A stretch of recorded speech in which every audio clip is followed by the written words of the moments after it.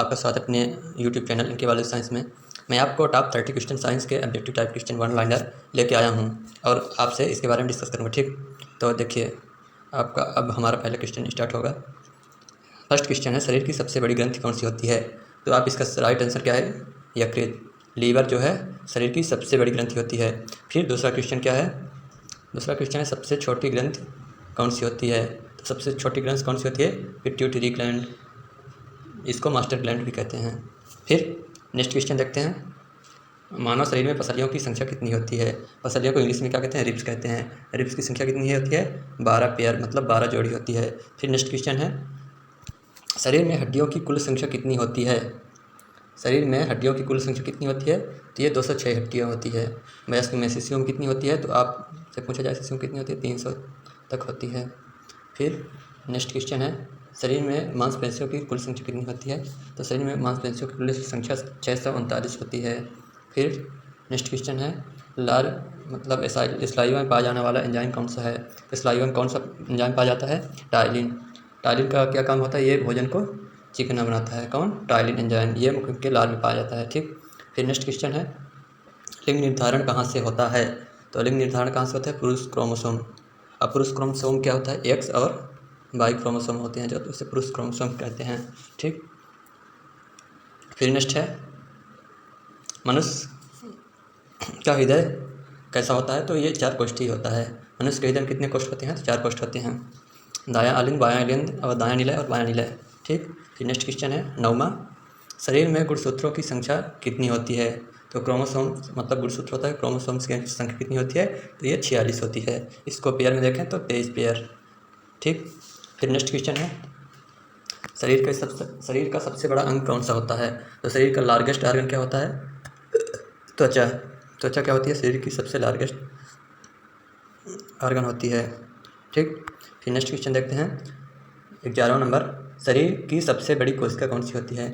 तो शरीर की सबसे बड़ी कोशिका कौन सी होती है? तंत्रिका कोशिका। यह तंत्रिका कोशिका शरीर की सबसे बड़ी कोशिका है। तंत्रिका कोशिका को इंग्लिश में क्या कहते हैं? Nervous system. ठीक, तंत्रिका तंत्र को नर्वस सिस्टम कहते हैं। ये तंत्रिका कोशिका की बात किया जाए तो नर्वस सेल। ठीक, फिर नेक्स्ट देखते हैं, शरीर में अमीनो अम्लों की संख्या कितनी होती है? तो शरीर में अम्लों की संख्या 22 होती है। ठीक, फिर नेक्स्ट 13वां नंबर क्वेश्चन है, ये शरीर में प्रतिदिन यूरिन कितना बनता है? तो ये कितना बनता है? 1.5 लीटर।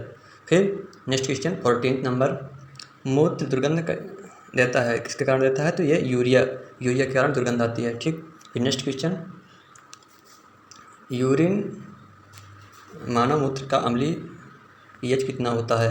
तो ये कितना होता है? 6 के करीब होता है। ठीक, फिर नेक्स्ट क्वेश्चन, शरीर का सामान्य तापमान कितना होता है? तो ये 98.6 डिग्री फ़ारेनहाइट होता है।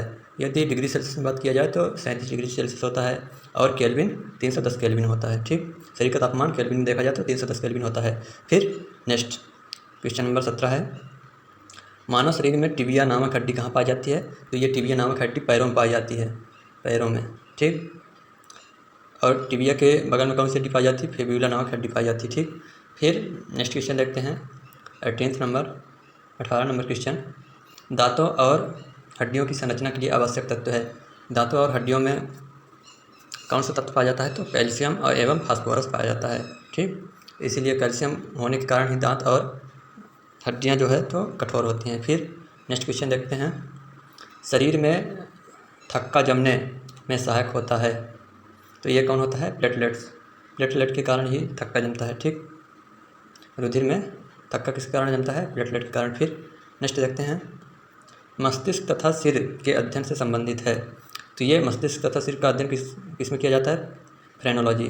फ्रेनोलॉजी के अंतर्गत किसका अध्ययन किया जाता है? तो आपको क्या बताना है? मस्तिष्क तथा सिर का अध्ययन किया जाता है। ठीक, फिर नेक्स्ट क्वेश्चन है, श्वसन के दौरान सर्वाधिक मात्रा में ली गई गैस कौन सी होती है? तो ये श्वसन के दौरान सर्वाधिक मात्रा में नाइट्रोजन गैस ली जाती है, लेकिन उपयोग किसका होता है? ऑक्सीजन का। फिर नेक्स्ट क्वेश्चन देखते हैं, जीवित जीवाश्म कौन होता है? तो जीवित जीवाश्म कौन होता है? तो साइकस होता है। ये साइकस एक पौधा है। ये पौधा आपको कहीं पार्क में या फिर कहीं अच्छे स्थानों में देखने को मिलेगा या जंगल में मिल जाता है। ये हल्का नारियल जैसे इसका पौधा है, वह पत्तियाँ होती है। ठीक, फिर नेक्स्ट क्वेश्चन देखते हैं, मिनी माता रोग किसके कारण होता है? तो मिनी माता रोग जल में मरकरी के प्रदूषण से कौन सी रोग होता है? मिनीमाता रोग होता है। फिर नेक्स्ट क्वेश्चन 24 नंबर, मानव त्वचा का अध्ययन करने वाली विज्ञान क्या कहलाती है?